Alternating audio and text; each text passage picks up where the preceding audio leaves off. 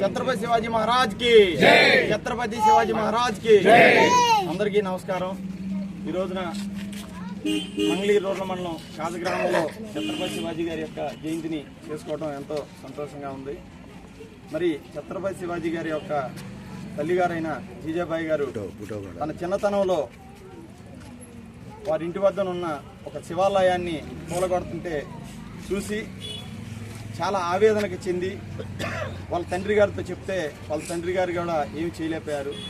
తర్వాత ఆమెకి పెళ్లి వయసు వచ్చిన తర్వాత తెలిసి తర్వాత ఆ తల్లి ఆ బిడ్డని ఈ సమాజ హితం కోసం తయారవ్వాలనేటువంటి ఉద్దేశంతో చిన్నప్పటి నుంచే అతనికి అన్ని రంగాల్లో కూడా విద్యలు నేర్పించి మరి ఆమెకి పార్వతి అనేటువంటి అమ్మవారి పేరు కలిసేలాగా శివాజీ మహారాజుకి పెట్టి అతన్ని ఈ సమాజంలో ఒక చైతన్యం తీసుకొచ్చేటువంటి వ్యక్తిలాగా ఉండాలని చెప్పి ఏదైతే ఆనాడు మొఘలులో హిందూ దేవాలయాల పైన చేస్తున్నటువంటి దాడులు అరికట్టే విధంగా మరి అతను ప్రతి సాటికి యుద్ధాలు చేసి ఆ యొక్క రాజ్యాలని హిందూ రాజ్యాలుగా ప్రకటించి ఆ విధంగా ఆయన ఈ యొక్క హిందూ రాజ్యాన్ని స్థాపించడం జరిగింది.